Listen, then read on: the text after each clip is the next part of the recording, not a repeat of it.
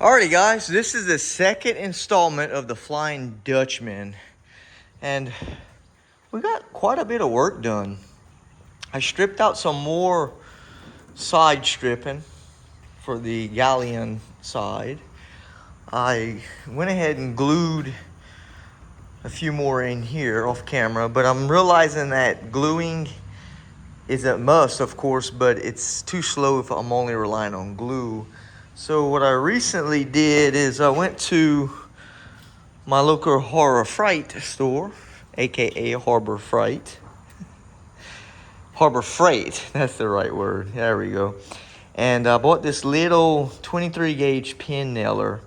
It's an awesome little nailer. The only thing I don't like about it, it's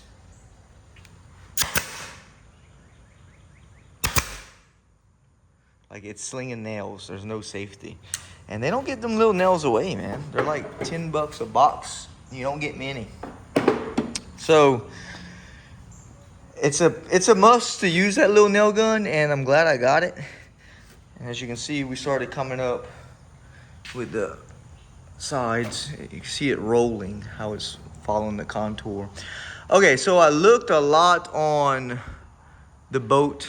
They have different makes, like people make different things. You can leave this side flat, but on a real galleon, I think the Disney one is the set one. It has a slight concave going up. Okay, so it's not a dramatic concave where it makes a point. So I'm gonna make the concave, but my thing is I don't want it to be so dramatic, right? So wherever I kick it off, okay, to roll in, it's gonna meet a point. So I'm sure some kind of sanding or something is gonna be required at that point. So here we are at this point. Let's figure out our concave. I'm gonna freehand something and follow that pattern all the way through. Okay, so on further research, studying the boat on some pictures, I went with the first concave up. That's too much. So I wanted to keep it subtle, so it slowly goes up, and I went half of that. So I think this here, I'm gonna use it as a pattern, should be it. So I'm gonna try to keep this thing as straight as I can on the blade so I can use that pattern throughout the rest. Jigsaw should work beautiful for this, and I don't wanna hit this one. So I'm just gonna slowly work myself down with it and try to keep it straight. Try is the word.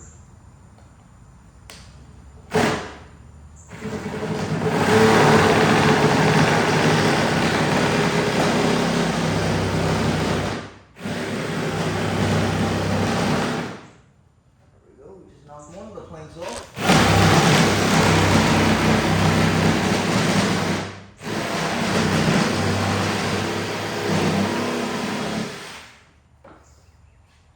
That's it. That's it. Okay, so this is where any sane person would completely stop on this build. I shook it to death with the jigsaw.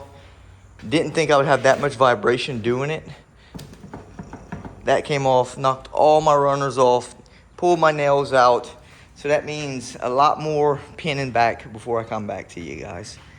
Yeah, so any sane person would quit, and rules for next time, cut this first before you jigsaw. Vibration kills everything. But hey, we got the slant, right? Okay, due to my persistence, I was able to flip the ship upside down and redid all my work. Recentered, remarked, and re-nailed and re-glued. Lesson learned, I was relying on tight bond to dry overnight to give it a secure bond, but when you're moving around on things, you need fasteners. So screws is a little much, but brad nails is probably a little bit better than these pin nails. But pin nails work good, they just don't hold that great. So I put 3 hits per plank. So good advice, always use a fastener with glue. Okay, so now what we need to do is take down, you see how this is angled and cockeyed from the vibration? We got to take that down with the grinder, so forth and so on. So if you pan down, we just kind of took some irregularities out. Okay, so this is cut back a little bit much, but it's okay. We're gonna lay it right on. And if you look down the line, it's all got that nice little bevel to give it that look, okay? Same here, all the way down. Now it's time to cut some planks on our saw, and I'm gonna get back to Brad and Ellen, and I'm gonna show you the final result up until about this point. Alrighty guys, we got it this far. We got it all the way to the bottom base. I'm gonna leave this open for a minute because I don't know exactly if I want to continue making the actual bottom. So it's a question if I want to make this actual float, or just for a shelf queen and for a decoration piece. I don't know. Depends on how I'm feeling in the moment, I'll see. But right now we're gonna leave it apart and we're gonna flip this thing, okay? It's the glue has not set. After I flip it, I'm gonna give a good 10 hours on this glue.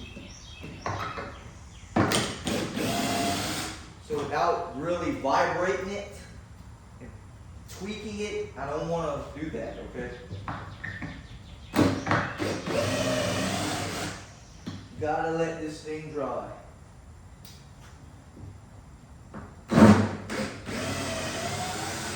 Just me wanting to see a vision, it's not a good idea. But my inspiration, right? My inspiration takes over and I want to see how I'm coming. So I'm going to grab it and slightly tilt up. We actually okay. I don't want to put no pressure. These pieces. Make sure it's flat. I'm gonna grab it on the top and lay it down. No pressure, no pressure.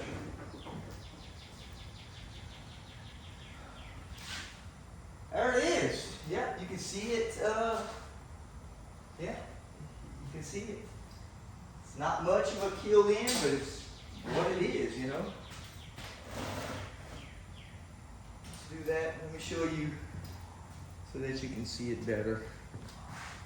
Ouch. So you can see it roll. It rolls and it goes in. Not bad, just like on a real one. You know, and of course it just keeps going up. I gotta look back at the pictures. I think we need way more height. So I can always scab in some more plywood coming up to get that height. So let me take a rest with it and study some photos, guys. This is gonna be part 2 before you see me come back with another video.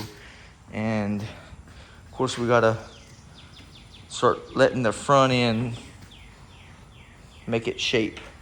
Alrighty guys, please like and subscribe and stay out for part 3.